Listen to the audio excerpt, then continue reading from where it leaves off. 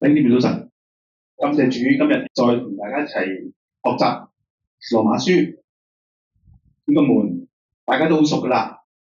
咁我哋一齊讀上面嗰10個字好嘛？預備起，主耶穌基督從死裏復活。個門兩邊兩個對聯咧，我哋又可以一齊讀。預備起，我不以福音為恥，這福音本是神的大能，要救一切相信的，先是猶太人，後是希臘人，因為神的義正在這福音上顯明出來。這義是本於信，以致於信。如經上所記，義人必因信得生。以下呢一段經文，我就會請阿巧玲讀嘅，想弟兄姊妹同埋未信嘅朋友留意一下，究竟呢段經文同上面嘅16節、17節有冇關係？如果有，係咩關係？如果冇，點解？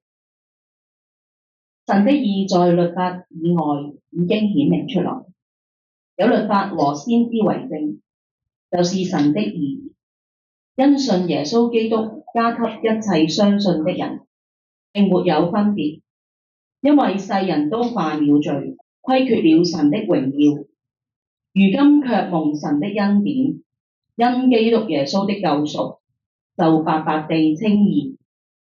神設立耶穌作挽回祭，是藉着耶穌的血，藉着人的信，要顯明神的義，因為他用忍耐的心寬容人先時所犯的罪，好在今時顯明他的義，使人知道他自己為義，也稱信耶穌的人為義。睇唔睇到啊？望一望1章16節、17節，同呢段經文肯定好大關係啦。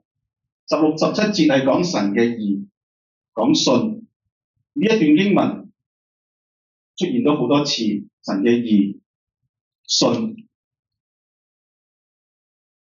但係大家留意下佢出處。呢段經文嘅出處係3章嘅21節到26節。正常嚟講，寫完16、17節，跟住解釋16、17節嘅時候，一定係由呢度開始嘅。神的義在律法以外已經顯明出來，但係保羅點解喺中間隔咗3章嘅段落先至講16、17節咧？羅馬書1章至到3章係聖經分析最深刻、最仔細嘅經文。佢唔係淨係講一般嘅罪咁簡單。我哋諗起罪，我哋會諗嘅，我傷害咗人啦。但係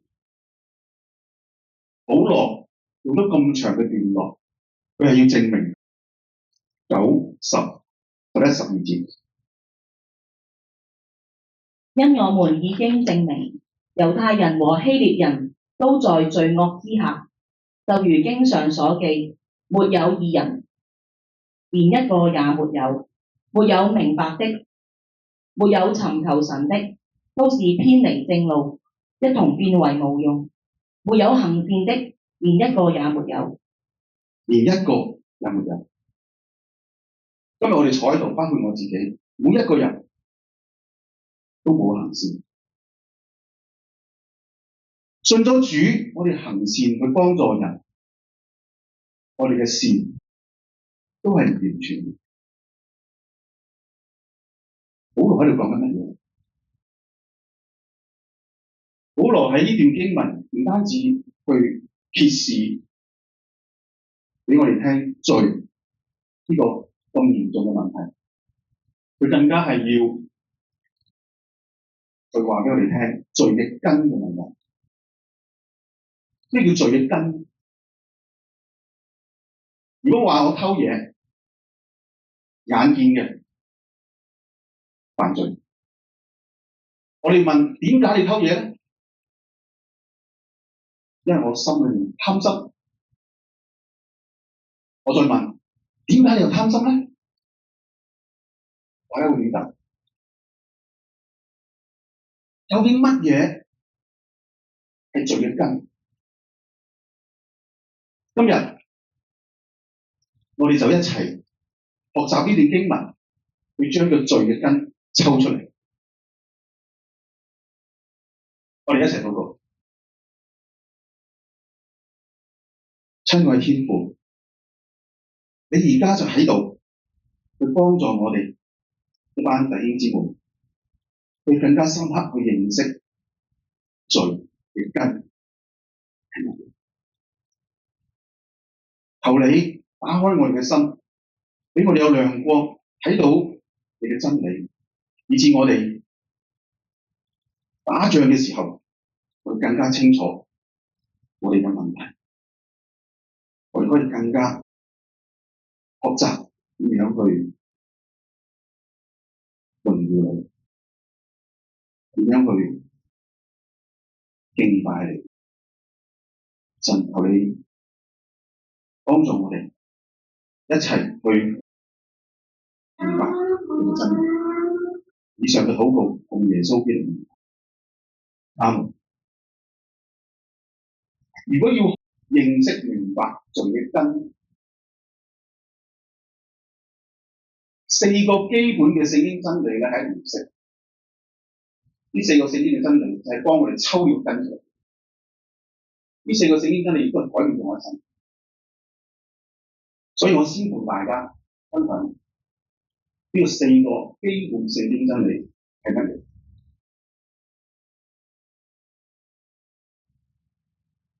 第一個，有一位神，我相信大家都熟悉呢個真理啦。頭先我哋唱詩歌嘅時候都唱咗。如果我傳福音話俾人聽，有一位神，你會點樣同佢講？喺現代嘅方法，可能就會用進化論啊、進化論啊，用科學嘅方法分析。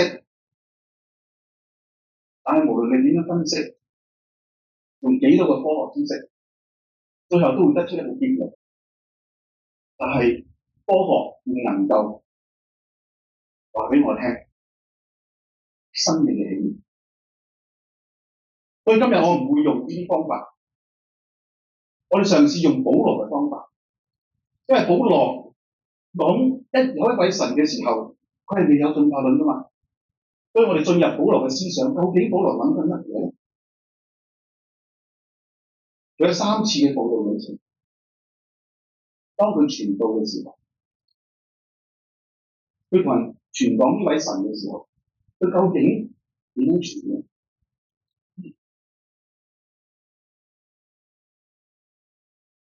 神的事情，人所能知道的，原顯明在人心裏，因為神已經給他們顯明。自從造天地以來，神的永能和神性是明明可知的，雖是眼不能見，但藉着所造之物就可以曉得，叫人無可推諉。羅馬書1章19、20節就好清楚，好簡單直接。佢話神已經藉着普遍嘅啟示話俾世人聽，神已經給他們顯明。喺邊度顯明咧？喺人嘅心裏。第二20節佢話神嘅永能性同埋神性係明明可知嘅喎。點解會知道咧？佢話藉着所造之物就可以曉得。咁我哋上次睇下羅馬書2章15節，這就表明律法嘅功用刻在人嘅心裏，有他們嘅良心得到確定。我哋嘅良心，人係有良知嘅，道德觀念嘅，係一般動物冇。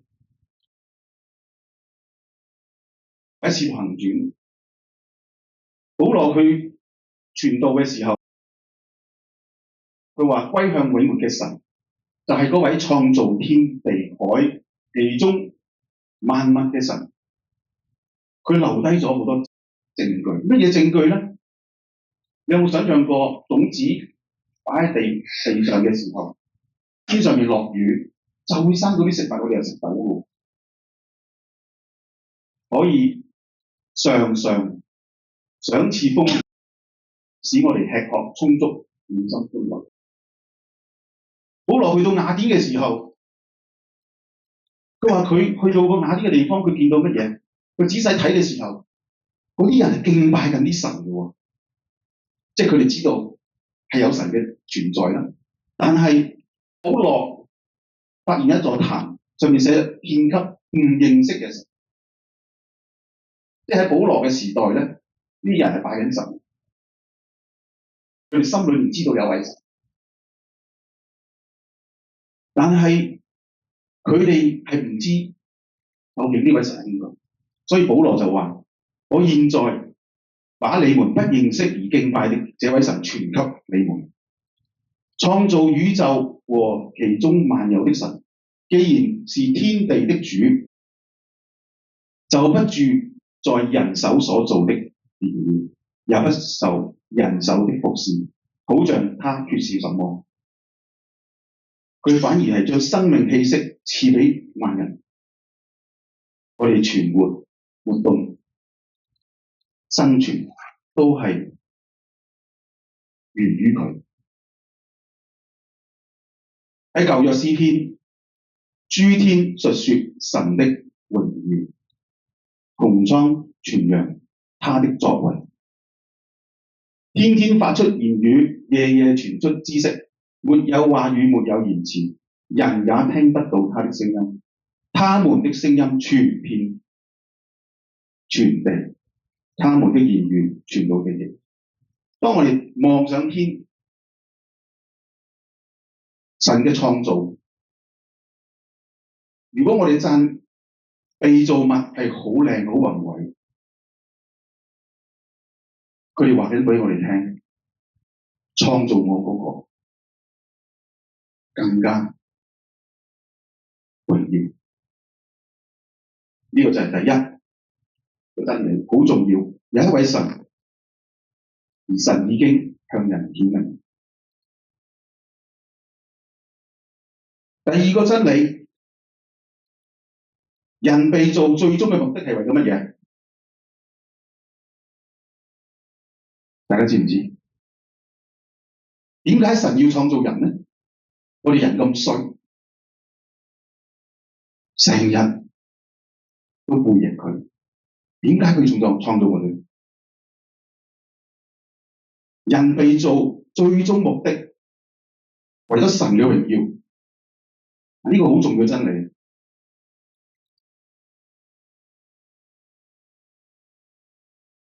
我要對北方說，把他們交出來；又對南方說，不要拘留他們，要把我的眾子從遠方帶回來，把我的女兒從地極領回來，就是所有按着我的名被召的人，是我為自己的榮耀創造的，是我所塑造、所作成的。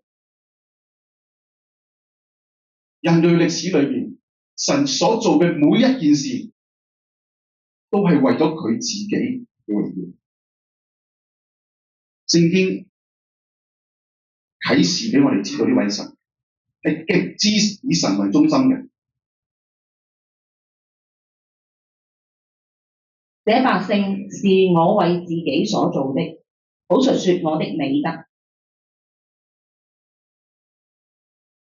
諸天啊，應當歌唱，因為耶和華造成這事，地的深處啊，應當歡呼；眾山應當發聲歌唱，樹林和其中所有的樹都當如此，因為耶和華救贖了雅各，並要因以色列榮耀自己。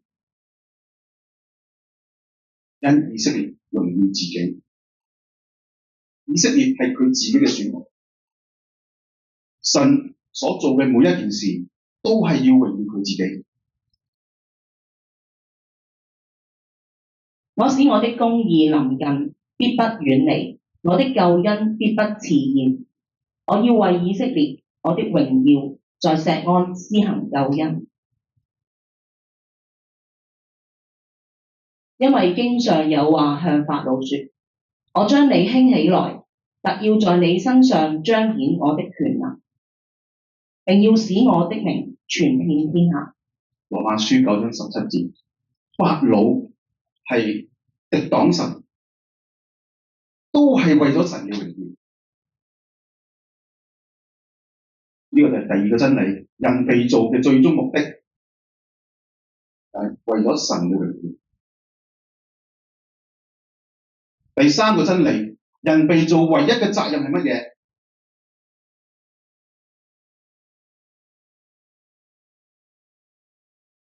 就係榮耀神。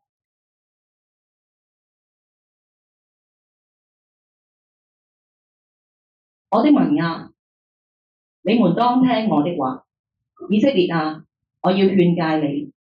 我是神，是你的神。你們要以感謝為祭獻與神，又要向至高者還你的願，並要在患難之日求告我，我必搭救你，你也要榮耀我。神要我哋感謝佢，點解要感謝神呢？你們要以感謝為祭獻與神，神要求我哋感謝佢。大家諗下，點解我哋會感謝人？肯定係對方做咗一啲俾到我哋嘅好處啦，係咪？所以我哋感謝神，係因為神賜俾我哋豐足嘅恩典。你也要榮耀我。你們忘記神的，要思想這事，免得我把你們撕碎，冇人搭救。凡以感謝獻上為祭的，便是榮耀我；那按正路而行的，我必使他得着我的救恩。凡以感謝獻上為祭的，就係榮耀神。所以我哋感謝神，係代表緊我哋嘅心係榮耀緊神。我當然講嘅係真心感謝嘅時候。神的眾子啊，你們要將榮耀能力歸給耶和華，歸給耶和華，要將耶和華的名所當得的榮耀歸給他，以聖潔的裝飾敬拜耶和華。榮耀能力歸給耶和華，歸給耶和華。耶和華的名所當得的榮耀歸給他，以聖潔嘅裝飾敬拜耶和華。我哋一齊讀呢段經文，預備起，你們的光也當這樣照在人前，叫他們看見你們的好行為，便將榮耀歸給你們在天上的父。大家好熟悉呢段經文，係耶穌喺馬太福音裏面講。保羅有一個咁樣嘅命令，凡事謝恩，因為這是神在基督耶穌裏向你們所定的旨意。凡事謝恩，無論係好事壞事，所有嘅事，我哋都要感謝神，因為呢個係神嘅旨意。當我哋感謝嘅時候，真心感謝神嘅時候，就係榮耀神。所以你們或吃或喝，無論做什麼，都要為榮耀神而行。非常之清楚，人被造唯一嘅責任就係要榮耀神。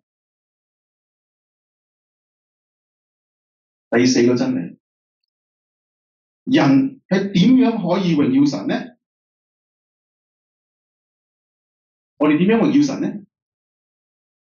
頭先講到感謝神啦，但最終我哋點樣榮耀神呢？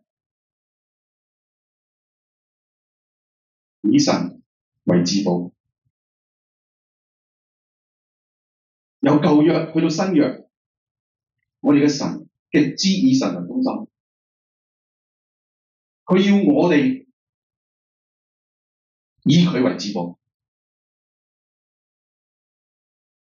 神吩咐這一切的話說：我是耶和華你的神，除了我以外，你不可有別的神，不可為自己雕刻偶像，不可跪拜那些像，也不可侍奉他，不可妄稱耶和華你神的名。當紀念安息日，守為聖日。出埃及記10誡裏面開始頭嗰4條，就係要我哋以神為至寶。如果我哋唔願意以神為至寶，會點呢？神啊，求你保佑我，因為我投靠你。我的心啊，你曾對耶和華說：你是我的主，我的好處不在你以外。論到世上的聖民，他們又美又善，是我最喜悅的。以別神代替耶和華的，他們的愁苦必加增。我嘴唇也不提別神的名號。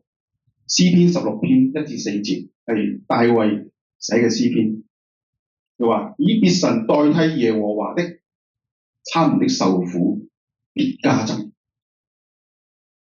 我的嘴唇也不提別神的名號，如果嘴講都唔應該。新約夫子，律法上的誡命，哪一條是最大的呢？耶穌對他說：你要盡心、盡性、盡意愛主你的神，這是誡命中的第一，這是最大的。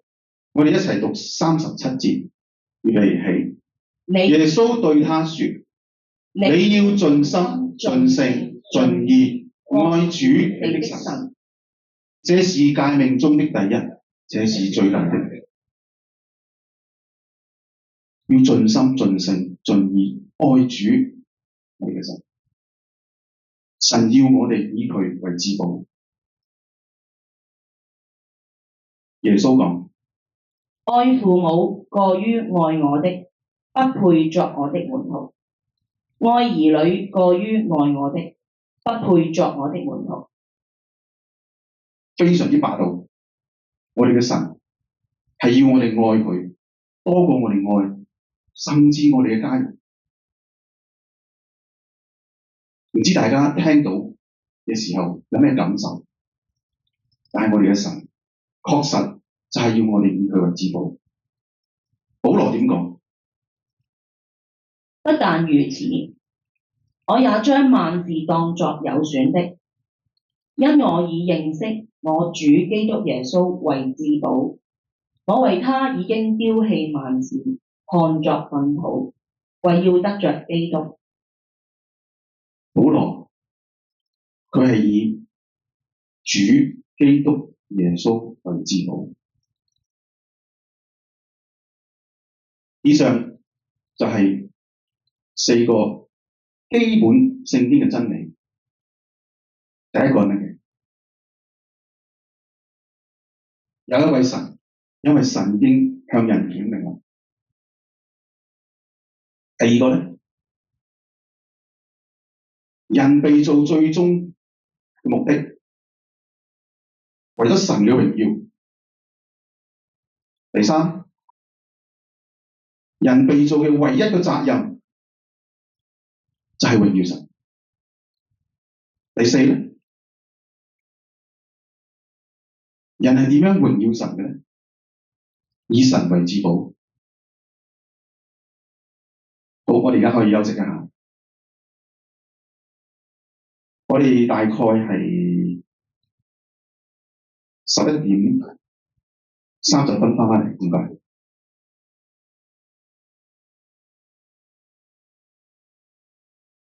有4個好重要基本嘅聖經真理，大家仲記唔記得？第一係乜嘢啊？有一位神，神已經向人顯明啦。第二咧，人被造最終嘅目的，為咗神嘅榮耀，為咗神嘅榮耀而被造嘅。第三，人被造嘅唯一嘅責任就係榮耀神。第四咧，人係點樣榮耀神嘅咧？以神為至寶。非常之好，大家都記得。咁頭先咧，一開始嘅時候，大家都見到呢段經文㗎啦。喺羅馬書1章18節去到3章20節咧，保羅係用咗好大嘅篇幅去分析人嘅罪。咁當然啦，唔係咁簡單，就係人嘅罪，係人嘅罪嘅根。點解要認識、要知道罪嘅根？點解咁重要咧？大家估下。如果我哋唔認識罪嘅根咧，我哋就同世人一樣，覺得犯罪冇乜嘢嘅，好普通嘅，個個都犯㗎啦。第二，我哋唔會珍惜我哋咁容易得到嘅福音，因信稱義，相信咪得咯，搞掂啦，我可以有天堂嘅入場券啦。第三，耶穌基督喺十字架上面為我哋死，點解？點解要死？咁痛苦，所以我哋要認識罪根，就係要俾我哋更加返神面前，知道究竟神咁嬲為咗乜？頭先讀呢段經文嘅時候，大家有冇留意羅馬書3章23節？因為世人都犯了罪，虧缺了神的榮耀。世人都犯了罪，虧缺了神的榮耀。世人犯罪我知啦，神嘅榮耀，我哋通常讀呢段經文嘅時候咧，通常都會咁樣諗嘅。我犯罪係我傷害咗人，我得罪咗人，我做咗啲壞事。但係點解同神嘅榮耀有關呢？點解話世人都犯了罪，虧缺了神的榮耀呢？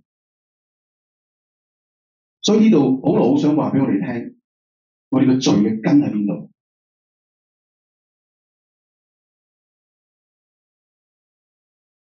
罪嘅根就喺呢6節經文裏邊。我哋今日一齊去思想。原來神的憤怒從天上顯明在一切不虔不義的人身上，就是那些行不義阻擋真理的人。神的事情，人所能知道的，原顯明在人心裏，因為神已經給他們顯明。自從造天地以來，神的永能和神性是明明可知的，雖是眼不能見，但藉着所造之物就可以曉得，叫人無可推諉。因為他們雖然知道神，卻不當作神榮耀他，也不感謝他，他們的思念變為虛妄，無知的心就昏暗了，自稱為聰明，反成了愚拙，將不能朽壞之神的榮耀變為偶像，仿佛必朽壞的人和飛禽、走獸、昆蟲的樣式。我哋試下逐節嚟睇。原來神嘅憤怒從天上顯明在一切不虔不義的人身上，就是那些行不義、阻擋真理嘅人。呢節經文話俾我哋聽，神係非常之憤怒。如果你查翻原文，係冇停止呢個憤怒。神一路都非常之憤怒。點解？一切不虔不義嘅人身上，一切不虔不義嘅人就係我哋呢啲罪人啦。我哋行不義，行不義去做乜嘢咧？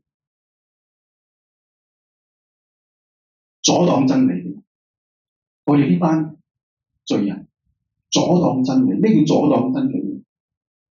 阻擋真理原文嘅意思叫 suppress 嘅就係話你明知㗎啦，不過你將佢抌埋一邊，呢啲真理抌咗佢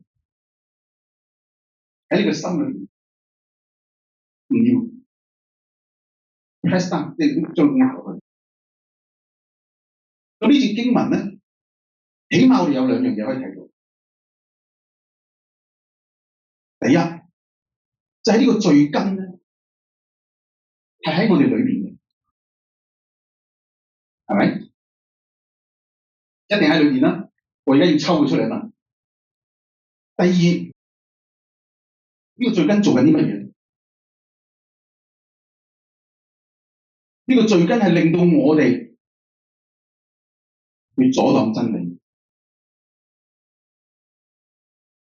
咁究竟乜嘢真理咧？阻擋緊乜嘢真理咧？保羅話俾你聽，第19節。神的事情，人所能知道的，原顯明在人心裏，因為神已經給他們顯明。第19節，神嘅事情，人所能知道。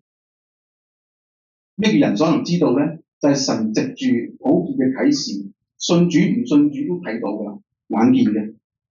心靈裏邊嗰個嘅良知，神已經向我哋顯明。所以第一個真理，佢去 suppress 抵擋嘅就係有一位神，神已經向你顯明，你唔承認。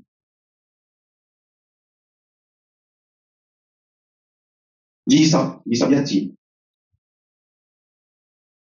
自從造天地以來，神的永能和神性是明明可知的，雖是眼不能見，但藉着所造之物就可以曉得，叫人無可推諉。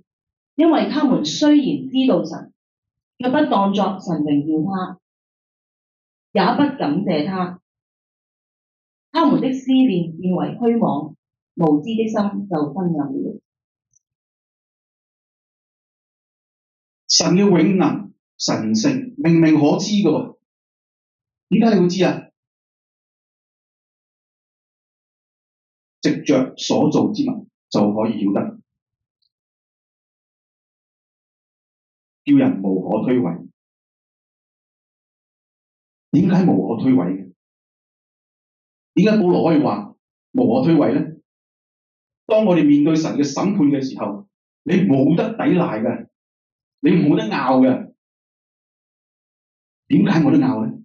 我唔識喎，冇人講過俾我聽喎。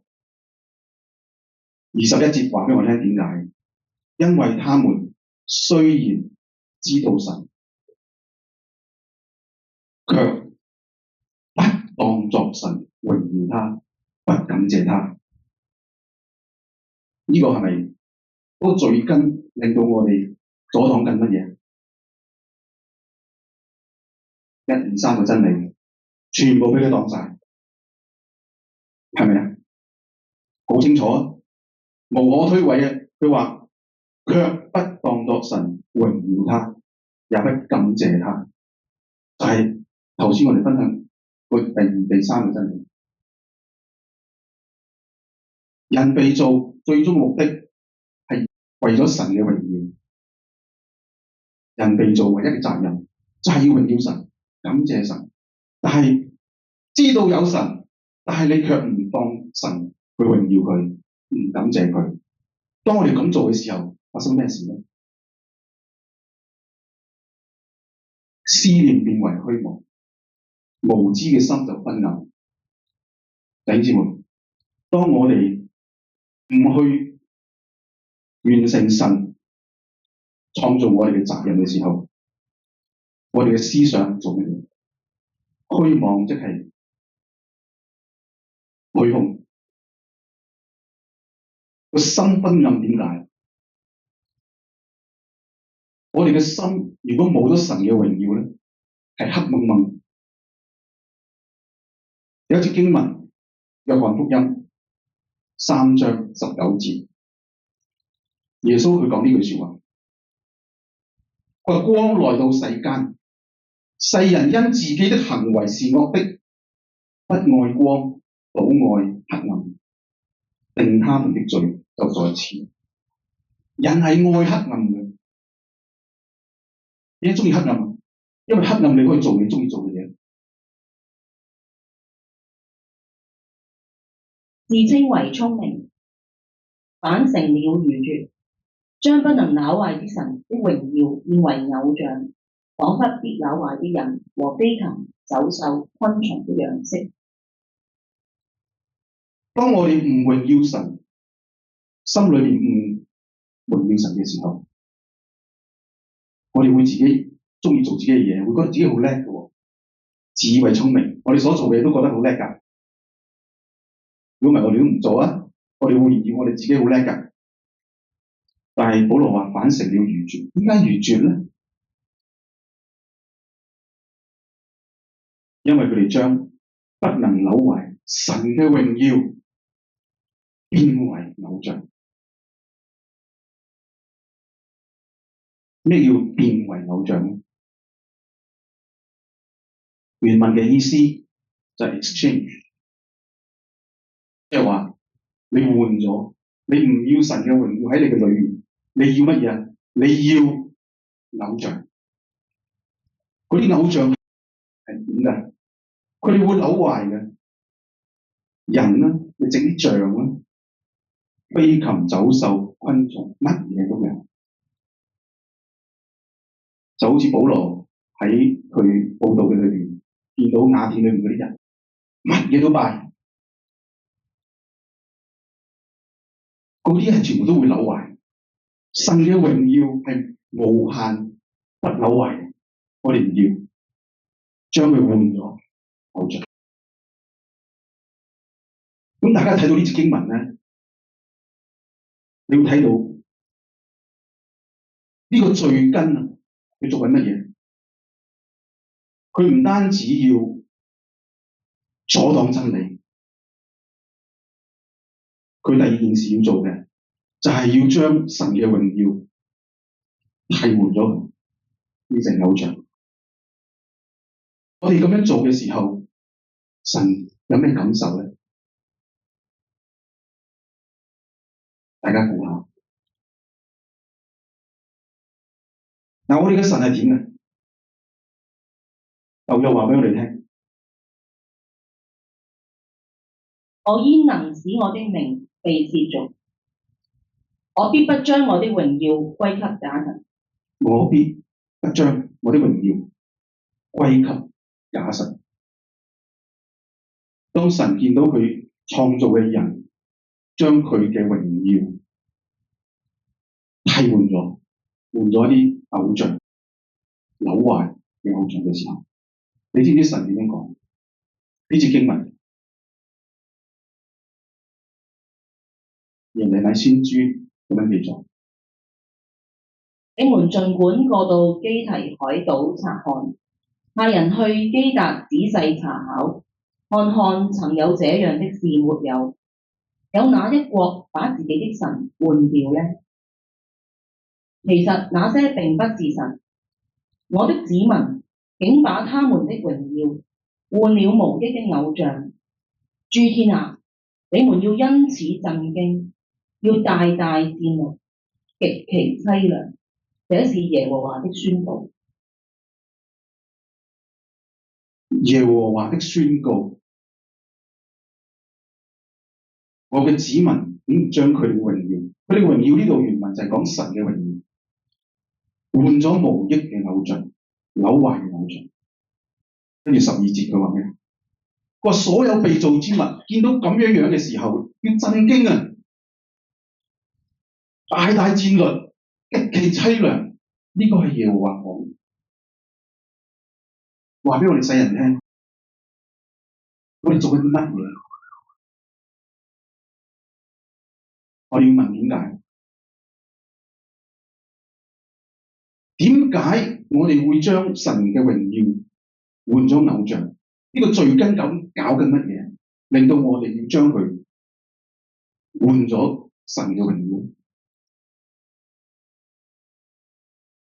大家記唔記得頭先第四個真理？人如何榮耀神？以神為至寶。呢個罪根就係乜嘢？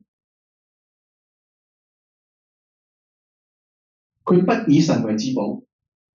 如果佢係你至寶，你唔會換咗佢㗎，係咪？所以我哋唔以神為至寶嘅時候，只要有少少唔以神為至寶，我哋就會將神嘅榮耀換咗偶像。頭先我哋講3章23節，我哋一齊讀，就預備起，因為世人都犯了罪，虧缺了神的榮耀。大家有冇留意1章23節，將不能朽壞神嘅榮耀變為偶像？下面3章23節，犯罪虧缺神嘅榮耀。1章23節，保羅解釋俾我哋聽，乜嘢叫係罪根？個罪根就係我哋唔以神為至寶，虧缺咗神嘅榮耀。咁究竟喺我哋而家生活裏邊，有一日我哋嘅偶像係啲乜嘢咧？一個人不能服侍兩個主人，他若是恨這個愛那個，就是忠於這個輕視那個。你們不能服侍神，又服侍金錢。係咪我哋嘅財富咧？我哋緊張嗰啲我哋擁有嘅嘢，多過我哋神係我哋嘅至寶。呢啲偶像大過神喺我哋裏面嘅榮耀。第二種偶像係乜嘢咧？你們要先求他的國和他的義，這些東西都要加給你們了。我哋求緊乜嘢咧？我哋每日憂慮緊啲乜嘢咧？我哋嘅名利，我哋嘅權力，我哋嘅驕傲，我哋嘅榮耀，自己嘅榮耀。耶穌話：你要求他的國和他的義。你信唔信得過神供應俾你一切嘅需要咧？第三種偶像係乜嘢？耶穌又對眾人說：若有人要跟從我，就當捨己，天天背起他的十字架來跟從我。我哋好自我中心，我哋中意自己嘅嘢，中意做自己中意做嘅嘢，我哋好想有啲舒適嘅生活。但係耶穌呼召我哋嘅時候，佢話你要跟住我咧，係要捨己，捨己，背起佢嘅十字架。咩叫十字架？喺羅馬時代，十字架係一個刑具嚟嘅，係要上吊。釘十字架係好慘好痛，係痛苦嘅。所以要跟耶穌，我哋嘅自我中心願唔願意呢？首先三種偶像可以俾我哋思想，究竟我哋嘅偶像係乜嘢？我哋有冇將呢啲偶像換咗神嘅榮耀？神唔係我哋嘅至寶，喺我哋心靈裏邊。如果神係我哋嘅至寶，我哋一定唔會，我哋唔會將呢啲嘢換咗神嘅榮耀。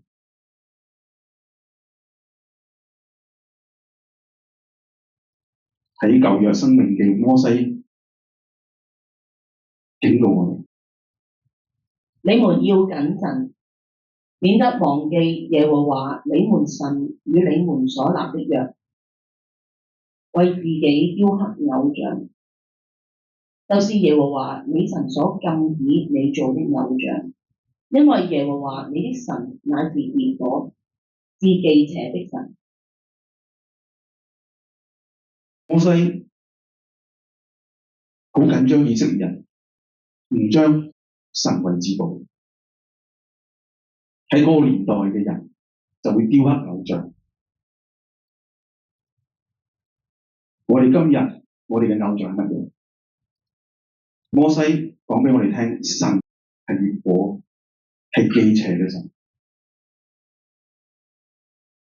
如果我哋將神唔當係我哋嘅至寶，神係非常之憤怒，